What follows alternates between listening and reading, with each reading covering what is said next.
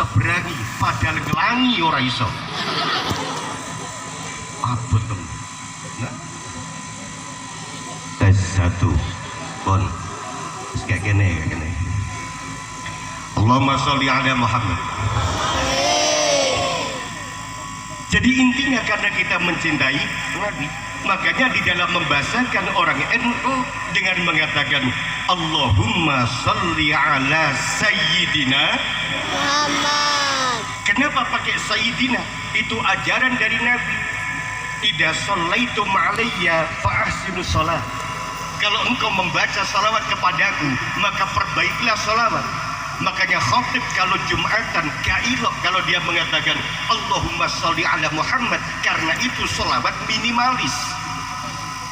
Nabi bahkan mengajarkan Allahumma ja'al sholawatika wa rahmataka wa barakatika ala sayyidil mursalin wa imamil muttaqin. Itu cara yang baik untuk menyampaikan sholawat. Makanya saya yakin insya Allah semua yang hadir ini masuk surga. Karena orang TPU tidak pantas masuk neraka. Alhamdulillah. Saya bercerita begini. Adik-adik, ada anak pernah mendengar kata Abu Lahab. Tabat yada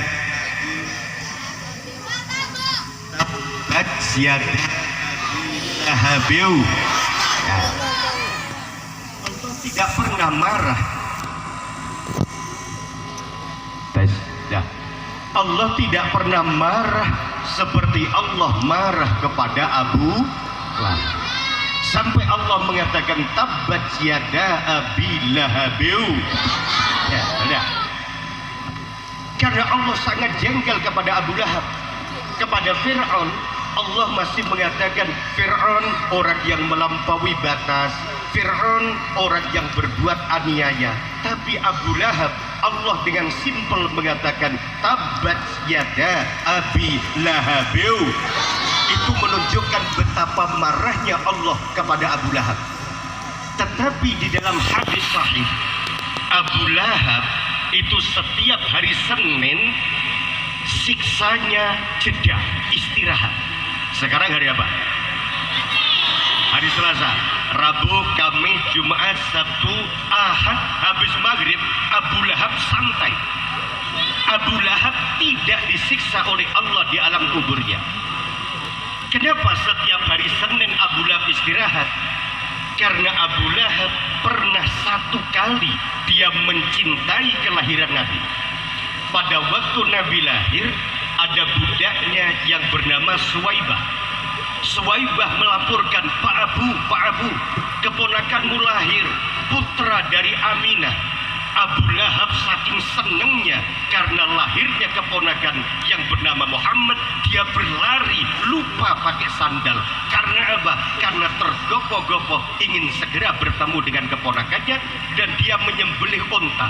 Satu kali Abu Lahab pernah mencintai kelahiran Nabi, Allah memberikan kebebasan setiap hari Senin Abu Lahab istirahat. Allahumma sholli ala Muhammad. Tidak kana hadza kafirun ja'a damuhu bitabbat yadahu fil jahimi mukhallada. Kalau orang yang sudah dinas oleh Allah sebagai orang kafir masuk neraka selama-lamanya, tapi karena dia memperingati kelahiran Nabi, satu kali saja dia istirahat di alam kuburnya. Maka kita setiap tahun Masjid Besar Al-Muhajirin memperingati kelahiran Nabi. Insya Allah semuanya di alam kubur istirahat. Jadi tidak ada siksa. Kalau ditanya oleh malaikat, man rabbuka, jawab, saya setiap maulid memperingati kelahiran. Insya Allah karcisnya beres. Alhamdulillah. Ini Abu Lahab. Makanya saya yakin semua yang hadir di sini insya Allah ahli surga. Karena umat Nabi Muhammad Sallallahu Alaihi Wasallam. Coba, sekarang logikanya begini. Allah mengajarkan Nabi Adam itu nama-nama. Coba, Adam pakai jilbab. Ini supaya mengambil keberkahan. Allah mengatakan Adam ditunjukkan oleh Allah, itu matahari, itu rembulan, itu air, ditunjukkan oleh Allah, bahkan bahasa kentut. Adam, nggak nyaut Adam, yang jawab insya Allah minggu depan rizkinya lancar. Adam, kalau suaranya tit itu berarti entut kecil. Itu pelajaran Allah yang diberikan kepada Adam.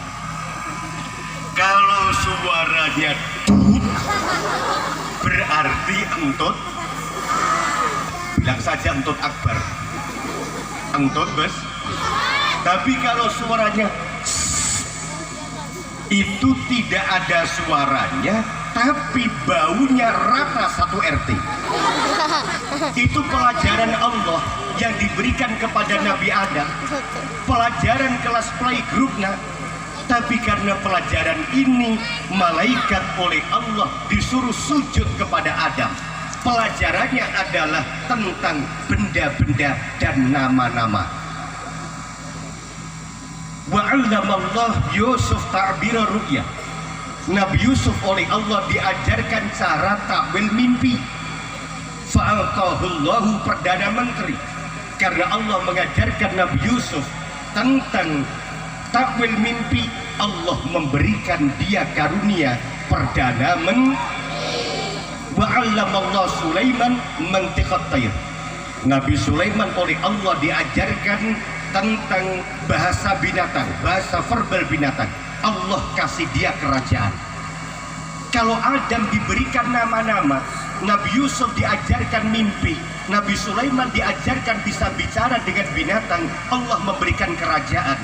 Tapi orang TPU oleh Allah diajarkan dalam Al-Quran, fa'lam annahu la ilaha illallah. Sekali lagi, fa'lam la ilaha illallah.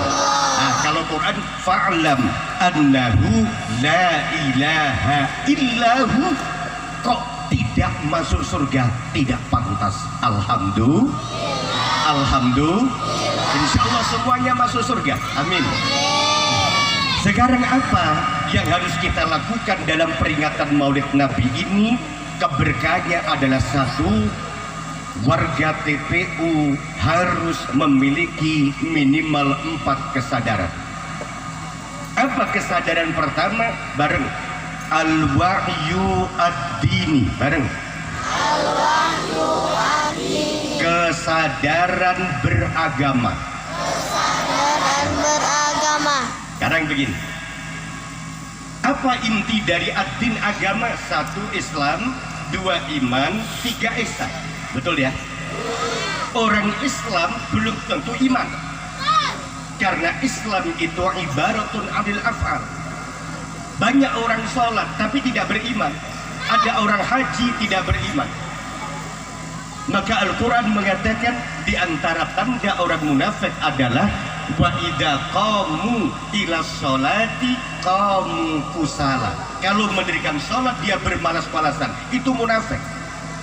Ada orang beriman tapi tidak berislam, percaya bahwa sehari semalam sholat 5 kali, 1 hari sholat berapa kali? 5 kali. Tapi prakteknya banyak yang 5 hari 1 hari. Ada enggak orang TPU?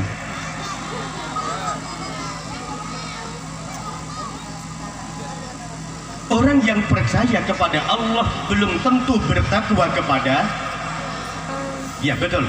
Orang percaya kepada Nabi belum tentu menjadikan beliau sebagai uswatun hasanah. Saya tanya anak-anak, apa jaminan kalau seorang gadis yang rapat oleh jilbaban berarti anti pacaran?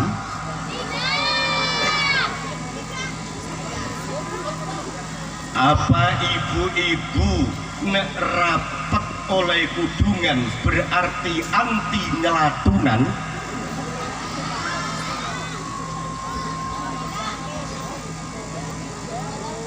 Iya apa tidak? Apa jaminan orang yang sudah rajin tahlilan istighosahan berarti anti rasan-rasan? Orang percaya dengan hisab tapi gremengan. Orang percaya dengan hisab tetapi tidak melahirkan sikap oposisi terhadap keserakahan. Kenapa? Karena iman dan Islam tidak sempurna tanpa, ayo bareng, al-ihsan, bareng, an ta'budallah ka'annaka tarah fa in lam takun tarahu fa innahu yaraka. Allah mengajarkan sandaran-sandaran uluhiyah yang paling rendah. Contohnya begini, coba anak-anak, kalau mau makan baca ojo doa toh. Kalau mau makan baca bismillah. Sesudah makan habis makan alhamdulillah. Mau makan anak-anak, nanti malam saya minta untuk hadir ke rumah saya dalam rangka untuk undangan. Jawabannya alhamdulillah. Loh, diundang untuk acara itu insya Allah atau alhamdulillah? Ada alhamdulillah berarti orang tahu berkah. Nanti malam saya minta untuk datang dalam rangka makan-makan di rumah saya insya Allah. Wa idaro ajaban, kalau melihat sesuatu yang mengagumkan dia baca subhan. Kalau ada berita Bapak Paimin meninggal dunia, Sapa menilu telah meninggal dunia Bapak Parlan, jawabannya inna. Ada orang mati sadaran Allah, mau makan sadaran Allah, selesai sadaran Allah. Ini contoh yang paling kecil, Pak. Kalau contoh yang lebih makro, saya tanya kepada anak-anak santri, coba pinter dah. Kalau lama tidak ada hujan, Allah perintahkan bikin hujan buatan atau sholat istisqa. Untuk fenomena alam, solusinya kepada sholat. Lama tidak ada hujan, sholat. Makanya kalau saya diundang untuk ngimami sholat istisqa, niku pasti saya tolak. Ya na hujan, na ora hujan, remek aku. Padahal Allah kan perintahkan, kalau tidak ada hujan, sholat. Soal diberi hujan atau tidak itu apa kata Allah, tapi sholat itu berpahala. Tidak ada hujan, solusinya sholat. Coba sekarang saya tanya, kalau ada gunung meledos, gunung apa? Kamu disuruh mendatangi Vulkanuluk atau disuruh kunut nazilah? Gunung meledos, solusinya kunut. Lama tidak ada hujan, solusinya sholat. Bayangkan gini bagi, solusinya sholat. Ada gerhana matahari, apakah Allah perintahkan kamu untuk mengambil teleskop Hubble, lakukan penelitian tentang astrofisika dan astronomi, atau sholat gerhana? Gerhana rembulan, solusinya sholat. Lama tidak ada hujan, solusinya sholat. Ada gunung meledos, solusinya kunut. Hutang numpuk, waqiah. Punya istri cerewet, summum bukemun.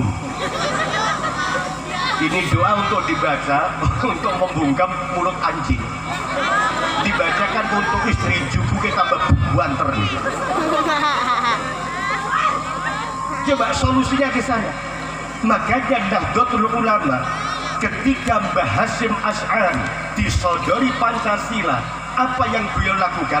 Berpikir tentang inti dari Pancasila ataukah dia melakukan sholat? Beliau ketika disodori Pancasila, Mbah Hasyim Asy'ari, pendiri Jam'iyah Nahdlatul, apa yang dia lakukan? Sholat. Apa? Sholat hajat 2 rakaat. Rakaat yang pertama setelah Fatihah itu baca surat Kahfi 41 kali.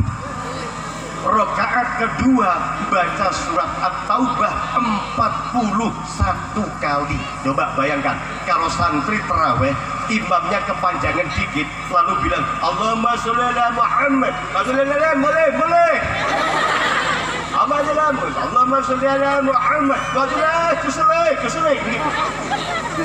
Karena ada cerita gini, ada orang mu'alaf baru masuk Islam ikut jamaah di masjid, kebetulan imamnya bacanya surat Al-Baqarah, kan panjang ya kan.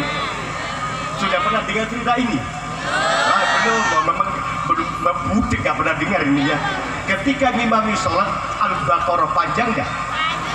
Ketika keluar imamnya ditanya, Mbah, ini tadi yang dibaca surat apa Mbah? Al-Baqarah. Artinya apa Mbah? Sapi. Besok yang ngimami siapa Mbah? Ya saya lagi, aduh modar. Dan besok yang dibaca apa Mbah? Oh, kalau besok surat Al-Fil, alam taro kaifa fa'ala rabbuka. Tapi kan dia tidak paham Al-Fil artinya apa Mbah? Gajah. Besoknya nggak mau sholat karena berpikir sapi lesak munusu ini apa meneh gajah. Mbah Hasyim Asy'ari solusinya adalah sholat taubah.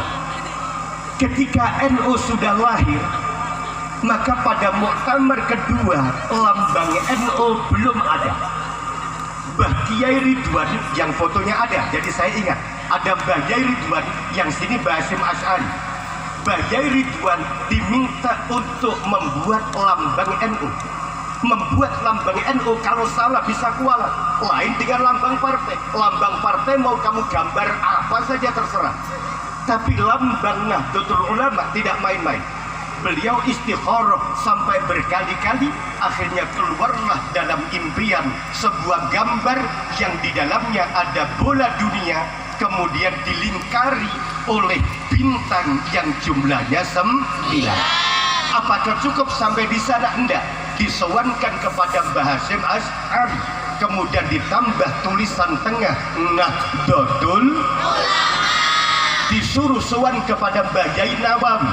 Mbah Yai Nawawi Sidogiri sebagai sebagai mustasyar am, kemudian istikharah, keluarlah gambar ada tampar dengan lubang 99, artinya Al-Asmaul Husna. Lewatnya apa? Lewat yang namanya kekuatan langit. Para bapak ibu yang saya hormati, ketika Rasulullah SAW itu berjuang di Mekah, itu dibantu oleh kekuatan finansial istrinya yang bernama Sayyidah Khadijah. Siapa? Sayyidah Khadijah. Kamu tahu berapa jumlah duitnya Sayyidah Khadijah? Jumlahnya uang Sayyidah Khadijah itu 700 juta awak senilai dengan 112 triliun. Pernah lihat uang 1 triliun? Itu kalau dipakai beli dawet.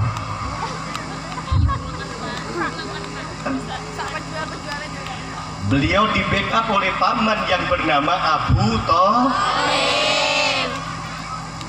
Hanya bisa mengislamkan 34 kakak. Berapa kakak? 13. Sayyidah Khadijah wafat.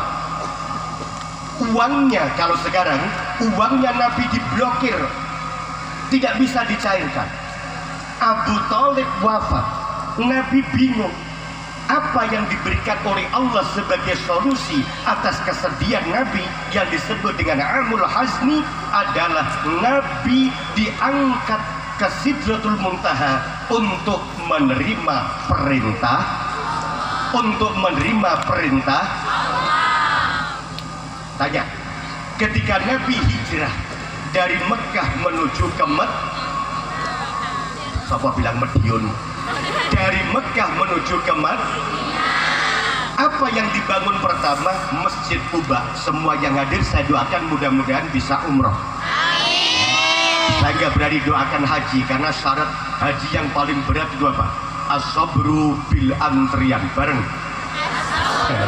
Antri aja konon sampai puluhan tahun, tapi saya doakan mudah-mudahan bisa umroh, amin. Mendirikan Masjid Kuba, yang dibangun masjid, kekuatan spirit. Ketika masuk di Madinah, beliau membuat Masjid Nabawi. Artinya apa? Yang dibangun oleh Nabi adalah al-wa'yu ad-dini, kesadaran beragama. Apa nak? Ya. Bukan hanya Islam, bukan hanya iman, tapi ada al-ihsan. Nah, kalau Allah bicara tentang hal-hal yang bersifat langit, Allah selalu menggunakan kata tergesa-gesa. Wasari'u ila maghfiratin. Artinya apa? Kalau untuk urusan ampunan, Allah berfirman wasari'u. Apa artinya sari'u? Bergegas-gegaslah engkau. Kalau untuk urusan sholat, zikir kepada Allah, idza nudiya lis-sholati min yaumil jumu'ati fas'au. Apa artinya fas'au? Lari-lari kecil. Kalau untuk urusan kebaikan, Allah berfirman fastabiqul khairat. Ulangi. Fastabiqul khairat. Berlomba-lombalah engkau untuk kebaikan. Kalau kepada Allah lebih ekstrim lagi, apa? Fafirru ilallah. Bareng. Fafirru ilallah. Larilah engkau kepada Allah. Jadi kalau urusan zikir, fas'au. Kalau urusan kebaikan, fastabiqu. Kalau urusan maghfirah, apa? Wasari'u. Kalau urusan kepada Allah, fafirru. Lari kepada Allah. Maka di sini ada yang namanya al-wa'yu ad-dini, yaitu kesadaran beragama. Mudah-mudahan semuanya agamanya baguslah. Saya berdoakan ini, insya Allah ya. Jadi kalau Nabi ketika menghadapi masalah, solusinya adalah sholat. Solusinya adalah sholat. Tapi urusan langit itu juga berarti urusan bumi. Sujud, nah, dengar dah ini, nah, sujud itu menghadap ke atas atau mencium lantai? Ya karena yang dekat kan anak-anak, jadi anak-anak. Sujud itu menghadap ke atas atau mencium lantai? Walaupun sujud mencium lantai, saya tanya lagi, waktu sujud membaca tasbihnya keras apa pelan? Walaupun sujud mencium lantai, walaupun sujud bersuara berbisik, tapi suaranya gaduh di langit. Urusan langit berarti urusan bumi, urusan bumi berarti urusan. Makanya kalau baca waktu sujud, baca tasbih pelan. Subhanallah, subhanallah. Jangan keras-keras, mundak langitnya ceblok, ngerti mbak? Jadi kalau ada anak sini waktu sujud baca kok Subhana Rabbiyal A'la wa bihamdi, yakin itu anak TK belajar fasolatan, bener itu. Membacanya pelan tapi gaduh di langit. Coba, ayo bareng sama saya. Ar-Rahimun, bareng. Ar-Rahimun. Yarhamuhumur Rahman. Yarhamuhur Rahman. Para penyayang akan disayang oleh yang maha penyayang. Akan disayang oleh yang maha penyayang. Bareng. Irhamu. Irhamu. Man fil ardi. Man fil ardi. Yarhamkum. Yarhamkum. Man fis sama. Man fis sama. Cintailah penghuni bumi. Cintailah penghuni bumi. Kau akan dicintai oleh penghuni langit. Kau akan dicintai oleh penghuni langit. Artinya apa? Ada sinergitas antara langit dengan bumi. Coba sekarang saya cek. Puasa itu adalah urusannya manusia dengan Allah, betul ya? Nabi dalam hadis dikatakan as-saumuli, ini kata Allah dalam hadis kursi, as-saumuli, puasa itu untukku kata Allah, wa ana ajibi, dan saya yang akan membalas. Artinya puasa itu ibadah yang sangat privasi. Pahalanya saja tidak diviralkan oleh Allah kepada malaikat maupun kepada para nabi. Itu puasa. Tapi kalau ada orang tua yang sangat tua sehingga tidak mampu berpuasa, itu dendanya saya tanya istighosah atau bayar fidyah? Orang sini bisa jawab, dendanya istighosah atau bayar fidyah? Bayar fidyah. Nah, puasa itu kan pahalanya apa kata Allah, betul nggih? Pahalanya berapa? Allah merahasiakan. Tapi orang yang tidak mampu berpuasa karena usianya sudah lanjut, maka kena dendanya bukan istighosah tetapi membayar fidyah, berarti beras. Satu contoh lagi. Nah, waktu hari raya kurban, bagus mana orang yang takbiran Allahu Akbar sampai pagi. Ada orang yang kedua tidak takbiran malam, pagi dia nuntun wedhus apa ini? Takbiran malam. Yang paling bagus malam takbiran, pagi bawa kambing ke masjid, itu yang paling bagus. Tapi kalau disuruh memilih mana yang Allah pilih, ternyata membawa kambing untuk kurban itu masih lebih bagus daripada yang suara nyaring takbiran tok ning ora gelem kur. Nanti kalau bulan Ramadan khotib siapa khotibnya? Gus Aris lah pidato begini. Ini bulan puasa, bulan di mana Allah melipat gandakan perbuatan amal baik kita. Al-a'mal fihi mudha'afa, itu apa nabrak aku gitu. Al-a'mal fihi mudha'afa, amal dilipat gandakan, begitu ya. Dosa-dosa diampuni, tapi itu tidak cash. Tidak cash. Kapan pahala puasa diturunkan? Kalau sudah mengeluarkan zakat fidyah. Jadi ajrus shaim mu'allaq, pahalanya orang berpuasa itu digantung oleh Allah ma bainas sama wal ard hatta tu'ta zakatu fitri, sampai dia melahirkan zakat fidyah. Sekarang Bu, saya tanya, kalau ada orang ibu ini bu ya melek mboten niki ya melek oke boleh melek tapi nyuwin kura-kura kok kowe nak sampean nih saya Bu, kalau ada pengumpulan berita begini, Ibu Sri, ada namanya Sri nggak? Nggak ada, alhamdulillah. Ibu Sri, ya Allah, dia matinya habis sholat masih pakai mukena, isi nganggo rukuh, bar sholat wiridan, barang wiridan lemes, ya Allah, innalillah, ternyata mati. Orang bilang apa? Ya Allah, Bu Sri memang orang baik, matinya selepas sholat masih pakai mukena. Alhamdulillah. Ya Allah, masih bagus Bu Ana. Ada namanya Ana? Tidak ada. Bu Ana itu habis sholat tahajud baca Quran. Begitu baca Quran lemes, ternyata dia mencium Quran dan mati. Coba, matinya habis sholat tahajud mencium Quran. Ya Allah, innalillah wa inna ilaihi husnul khotimah, benar. Alhamdulillah. Sampai belum pernah lihat namanya Pak Parlan, ada namanya Parlan. Pak Parlan itu habis Jumatan masih bawa sajadah, bawa tasbih, nyari sandal, kecedunguk, mati. Ya Allah, matinya habis Jumatan masih membawa sajadah, di tangannya tasbih. Itu semua tanda-tanda husnul khatimah, amin. Amin. Tapi Nabi mengatakan apa? Yamkutullah qati'ar rahim walau mata jawfal Ka'bah. Jangankan matimu di masjid, jangankan matimu di musola, Pak, matilah kau di dalam Masjid Nabawi. Kata Nabi, walaupun kau mati di dalam Ka'bah, tapi kalau dengan orang lain suka mengatakan ora dulur-duluran gak paten, kalian ini Pak, ora dulur-duluran gak paten, maka dicatat oleh Allah su'ul khatimah. Na'udhu.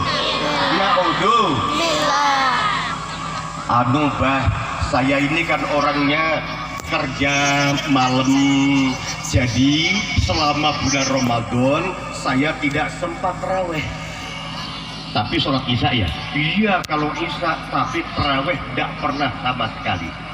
Terus yang ditanyakan apa? Apakah mungkin orang yang tidak pernah taraweh hanya isya mendapatkan Lailatul Qadar? Jawabnya mungkin. Apa nak jawabnya? Mungkin. Mergo aku dhewe karo. Mungkin. Tapi ada orang yang tidak mungkin mendapatkan Lailatul Qadar. Walaupun tarawih tiap malam, walaupun khatam Quran tiap minggu tadarusan selesai. Siapa? Qati'ur rahim, orang yang memutuskan tali persaudaraan. Makanya dengan peringatan Maulid Nabi, baik dengan Allah, baik dengan manusia. Saya ambil contoh, Nabi itu oleh peduli dengan orang lain sampai bayi. Ketika Nabi sholat, ayatnya yang dibaca pendek, karena Nabi mengatakan innakum munafirun, kalian itu punya jiwa yang suka lari. Innakum munafirun, idza shalah ahadukum fil masjid, kalau kamu ngimami sholat di masjid, masjid umum ya, maka perpendeklah ayatnya. Kenapa? Karena orang-orang tidak betah dibaca lama-lama, kan begitu. Nah, sekarang kalau Nabi mau sholat membaca surat panjang, izin. Anak-anak, jawab nak, dalam anak-anak. Sampai orang ngantuk, anak-anak. Karena malam ini kota Madinah, kata Nabi, suasananya teduh, enak, dan tidak ada kesibukan. Malam ini suratnya yang saya baca panjang. Apakah kalian setuju? Setuju. Jawab saja setuju gitu loh, sahabat yang baik. Setuju? Sudah. Para sahabat senang karena ayat yang mau dibaca Nabi ayat panjang. Quran turun kepada Nabi dan ayatnya mau panjang yang dibaca. Alhamdulillah. Di belakang ada seorang makmum ibu punya anak kecil digendong. Anak kecil. Ketika anak ini tidur, dibubuhkan di tanah. Ibunya sholat. Wah, ibunya alhamdulillah, ini Nabi mau baca surat panjang. Alhamdulillah. Ketika Nabi sampai balak dolin, jawab. Baca aminnya kompak. Bayi netangi nangis. Nabi rencana mau baca surat panjang dirubah inna a'toina kal. Nabi rukuk cepat, sujudnya cepat, tahiyat cepat. Akhirnya setelah salam, Nabi berpaling kepada sahabat. Di hatimu ada perasaan tidak enak dengan saya? Enggak, Kanjeng Nabi, kan katanya tadi mau baca surat yang panjang. Kenapa ini suratnya jadi pendek? Kata Nabi, inni aradtu an utawwila, saya ingin memperpanjang. Fasami'tu buka as-sabi, saya mendengar ada bayi menangis. Kalau bayi menangis, suratnya saya perpanjang step bayi itu. Maka saya ringkas. Coba, Nabi waktu sholat saja peduli dengan bayi. Niki ono imam motone surat dua kok gak krungu apa-apa, iki lah imam kopok ngene apa nggih. Nah?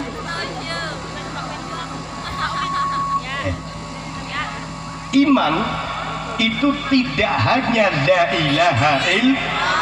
Cabang dari iman itu ada 60. Yang paling tinggi derajat dari iman adalah la ilaha illallah. Wah, ini derajat iman tertinggi. Tengah-tengahnya iman itu apa?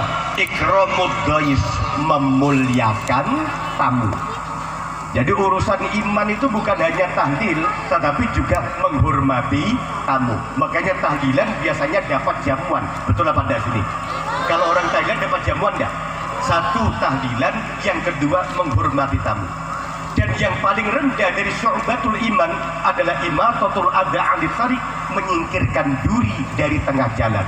Urusan iman bukan hanya urusan tahlil, tapi urusan iman adalah urusan pavingisasi, urusan asfalisasi, aman jalan. Alhamdulillah. Coba, jadi urusannya sampai sedemikian Pak. bahwa iman itu bukan hanya urusan zikir, tetapi juga urusan dengan sesama manusia. Maka saya doakan mudah-mudahan oleh Allah semua yang hadir diberikan rezeki yang lancar. Ya, jadi saya doakan ini mudah-mudahan rezekinya diberikan oleh Allah kelancaran. Orangnya baik kepada langit, baik kepada bumi. Alhamdulillah. Baik kepada langit, baik kepada bumi. Baik kepada Allah, baik dengan sesama manusia. Maka tampar di dalam Nahdlatul Ulama itu ada dua pasang. Yang satu adalah hablum minallah, yang satu hablum minan nas. Allahumma sholli ala Muhammad. Yang ketiga ada al-wa'yu al-ilmi, kesadaran berilmu pengetahuan. Ini pondok namanya apa? Kamu tahu siapa ulul albab? Alladzina yazkurunallaha qiyaman wa qu'udan wa 'ala junubihim wa yatafakkaruna fi khalqis samawati wal. Orang ulul albab itu kalau zikir variatif. Zikir duduk kok bosen berdiri. Berdiri bosan jalan-jalan. Alladzina yazkurunallaha qiyaman sambil berdiri, wa qu'udan duduk, wa 'ala junubihim sambil tiduran. Dan dia berpikir tentang tanda-tanda kebesaran Allah. Itu namanya ulul albab. Ada kesadaran ilmu pengetahuan. Ilmu itu penting apa enggak? Saya tanya. Quran mengatakan hal yastawil ladina ya'lamuna wal ladina la ya'lamun. Samakah orang pandai dan orang bodoh?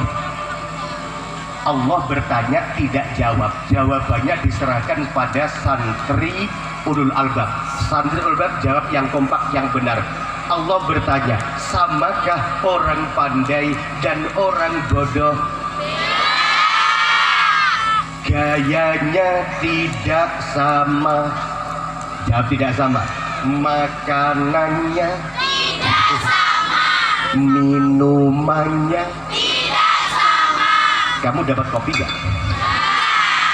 Kamu dapat minuman mineral 4 gak? Pinter mana saya sama kamu? Lagi-lagi. Minumannya gayanya tidak sama, bayarannya tidak sama. Oh, tidak sama. Orang bodoh ngangkat batu-batu yang ada di sungai sebesar sound system, bayarannya sehari cuma 200.000. Orang pinter punya ilmu ahli bedah, dia cuma mengangkat batu sebesar jari, bayarannya 20 juta, batu ginjal. Anda orang bodoh kalau mencuri, apa yang dia curi? Sepeda motor. Yang dia curi mobil. Yang dia curi sapi, ayam. Goblok. Orang pinter kalau mencuri pakai pulpen. Yang dicuri mungkin uang sekabupaten, uang seprovinsi, uang senegara. Yang dicuri miliaran. Tapi kemana-mana dipanggil yang terhormat, padahal maling. Kenapa? Karena lagi gayanya tidak sama, bayarannya tidak sama. Enak. Sampean sebentar lagi kan ngincer duit 5.000 toh? Iya betul enggak? Iya. Apa lagi ngincer duit 5.000 kita? Bodoh. Orang pinter cukup pegang mic diem berapa juta? Tanyakan sama Gus Lutfi. Percaya enggak? Percaya enggak?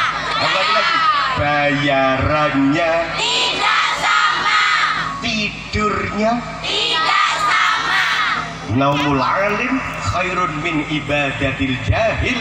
Tidurnya orang alim lebih utama daripada sholatnya orang bodoh. Satu ayat yang dibaca oleh Siapa pengasuhnya? Siapa namanya? Satu ayat yang dibaca oleh Pak Kiai Fansori itu lebih baik daripada satu juznya yang dibaca santri. Makanya Kiai males kalau disuruh tadarusan. Karena satu ayat dari Kiai itu menyamai satu juz dari yang tidak Kiai. Tidak sama kok pahalanya, tidurnya tidak sama, bayarannya tidak sama, nyolongnya juga tidak. Jadi ilmu itu memang penting. Duh. Tidak ada satupun Al-Quran, kitab suci yang menerangkan tentang ilmu pengetahuan melebihi Al-Quran. Ada 969 ayat Al-Quran bicara tentang ilmu. Makanya mestinya yang pinter itu orang paham nggak? 960. Jadi ilmu itu penting, betul nih? Betul nih? Masya Allah. Saya doakan semua anak-anak ini besok menjadi orang-orang pintar. Amin. Tetapi ayo bareng sama saya. Al-ilmu hujjatun laka Hujjatun wa laka hujjatun alaika. wa hujjatun alaika. Ilmu bisa mengangkat derajatmu menjadi orang mulia, tapi ilmu bisa menghancurkan hidupmu sehancur-hancurnya. Paham? Ada orang pinter megang partai, lama-lama ketangkep KPK, selesai. Gini apa gini? Gini apa gini? Dulu Nabi Isa punya murid namanya Jagun. Siapa? Jagun. Muridnya ini pinter. Lalu bilang sama Nabi Isa, Nabi Isa mukjizatnya apa? Bisa menghidupkan orang mati dengan izin Allah. Kan begitu kitabnya ya. Nah, ketika orang ini mau pamit, Yai, saya minta doa bagaimana cara menghidupkan orang Mati. Jangan dulu nak, mungkin belum waktunya. Sampun Yai, kulo kan mondok pun pinten-pinten tahun, mosok nggak diberi ijazah seperti itu. Tapi kalau kamu pegang ijazah ini, kamu pakai yang baik ya. Oh iya Yai, sumpah baik. Dikasih ijazah, saya nggak tahu ini BIM salah BIM atau apa. Ketika dia datang berjalan di sebuah kampung, dia melihat ada anak kecil rebutan seekor burung. Karena yang satu narik ke sini, satu narik ke sana, burungnya mati. Anak ini menangis. Kata Jagun, muridnya Nabi Isa, nak gak usah menangis nak, tenang nak, insya Allah hidup lagi. BIM salah BIM hidup. Anak ini cerita ke ibunya cerita ke pasar-pasar. Timbul rasa sombong. Akhirnya yang dihidupkan apa? Anjing dihidupkan, cekek mati dihidupkan, ulo mati diurutkan semua. Ketika orang-orang menganggap Jagun lebih hebat dari kiainya, dia sombong. Kalau ada santri merasa lebih hebat dari kiainya, itu namanya santri sombong. Ketika Jagun merasa dirinya cukup dan sombong, mengumumkan, jangankan cuma seekor burung, besok di daerah hutan Kan'ani semua binatang yang mati akan saya hidupkan. Ulo gede urip mana, serigala hidup, macan yang sudah mati dihidupkan lagi, semuanya hidup. Ketika hidup mereka lapar, tidak ada yang dimakan, yang ada cuma Jagun. Akhirnya Jagun menjadi korban dari kreativitas keilmuannya sendiri. Jagun dimakan oleh serigala yang dihidupkan dirinya. Berapa banyak di negeri ini orang pinter dimakan oleh ilmunya. Gini apa beden? Gini apa beden? Tak kasih tahu, ini di sebuah majalah ada seorang anak. Nah, saya doakan kamu besok jadi orang pinter gitu. Tapi bukan hanya pinter, makanya bener berada di pondok. Jadi bukan hanya pinter tapi bener. Pinter dan bener. Pinter dan ayo bareng sama saya. Laisa kullu pinterin beneran. Walaisa kullu benerin pinteran. Tidak semua orang pinter itu benar. Tidak semua orang benar itu pintar. Tapi meminterkan orang benar itu lebih mudah daripada membenarkan orang karena orang pinter punya ilmu namanya al-ngeyeliyah. Apa? Ada namanya Edward Blum. Siapa nak? Orangnya puin. Ayo nyaut. Puin. Cuur. Belum ada di Amerika nak, orang baru semester 6 sudah dijadikan tenaga magang di White House, Gedung Putih, kecuali Edward Blum. Kenapa? Winter belum diajar sudah paham. Anak-anak saya mau menerangkan sudah paham Pak. Besok berani gak sama gurunya? Saya mau menjelaskan sudah paham Pak. Coba besok berani? Gurunya baca kitab, fakihnya yang diajarkan apa nak? Fakih di sini. Fathul Qorib, Fathul Mu'in. Wah luar biasa, Fathul Mu'in. Itu sulit tuh bacanya ya, Mu'in, Fathul Mu'in. Mau lebih sulit lagi namanya Fathul Wahab. Caranya Minhajutullah. Itu besok kalau gurunya mau baca Bismillahirrahmanirrahim. Maaf Pak Ustadz, sudah paham. Ini Edward Blum. Ketika dia mau wisuda S1, karena bangunnya kesiangan, dia tancap mobil gas tinggi, temperan dengan mobil koltepak. Ngerti koltepak? Kolsbak, trek. Trek ngerti wong desa ya, trek. Ketika senggolan dengan trek, maka Edward Blum marah, mengeluarkan kata-kata kasar kepada supir truknya. Supir truknya tidak kalah kasar. Karena jengkelnya, lalu Edward Blum ini diludahin wajahnya. Karena dia marah Edward Blum, maka dia ambil dongkrak, dipukulkan di kepala dari supir truk ini, mati di tempat. Maka Ohio menjatuhkan hukuman 36 tahun untuk Edward Blum. Edward Blum yang cuur, puin, bukan hanya gagal menjadi sarjana, tapi dia gagal menjadi orang. Kenapa? Ternyata kecerdasan intelektual mengantarkan manusia sukses hanya 20%. Selebihnya adalah keberkahan dan hikmah dari Allah Subhanahu. Makanya di pondok pesantren ini tepat. Dalam Al-Quran dikatakan Allama bil qalam, bareng. Allamal insana malam. Allama bil qalam, Allah mengajarkan lewat pena. Teaching by using pen. Artinya apa? Menjadi orang pintar. Tapi ada allamal insana malam, adalah keberkahan. Makanya tidak ada pendidikan sebaik pendidikan yang ada di pondok. Nah sekarang ini, kalau di sekolah lain kan kalau nggak pondok kan begini, ini sholat, ini jamaah. Tapi kalau di pondok langsung praktek jamaah, betul nggak? Tidak boleh bawa HP. Di pondok sini boleh bawa HP nggak? Boleh bawa HP nggak? Alhamdulillah. Sekarang di Indonesia itu sudah demam HP. Penduduknya 270 juta, HP-nya di Indonesia itu 420 juta. Jadi rakyat sama HP-nya banyak mana? Saking senangnya HP orang Indonesia, konon kabarnya demit, ngerti demit? Demit ini sundel, kuntil. Itu katanya sundel bolong Indonesia sama kuntilanak Indonesia itu juga mencintai HP. Saya nggak tahu mereknya apa.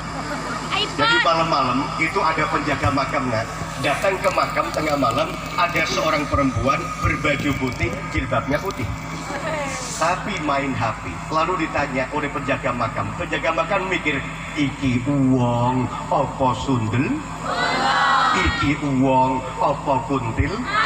Ternyata orang, alhamdulillah, ternyata orang.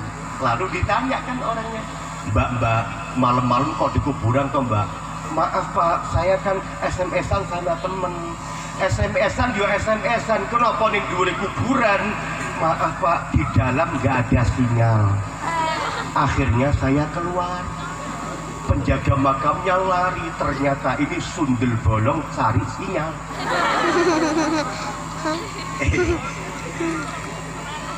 HP tidak boleh, gini bagi.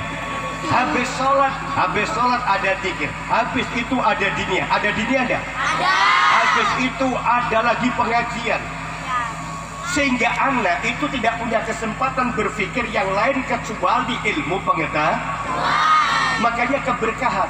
Mudah-mudahan memberikan berkah. Al-Maghfur, Yai Hajir, ya.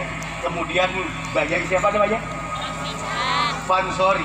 Dan keluarga besar Pondok Pesantren Ulul Albab, karena pesantren ini adalah yang melahirkan Nahdlatul Ulama. Jadi Nahdlatul Ulama ada di mana? Dari pesan.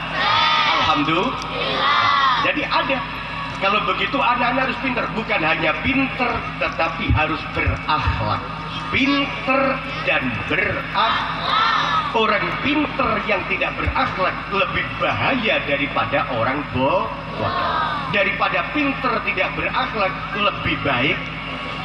Ya lebih baik berakhlak, maksudnya lebih baik bodoh. Para bapak ibu yang saya hormati, ini ada kesadaran, mudah-mudahan anak-anak santri yang sekarang mencari ilmu di Pondok Pesantren Ulul Albab besok kelak menjadi rijalul ummah. Amin. Kemudian yang terakhir, ada kesadaran berbangsa dan bernegara. Nah, Indonesia ini penduduknya terbanyak di dunia nomor berapa? 4. Wanter salah. 4. 1 Cina. 2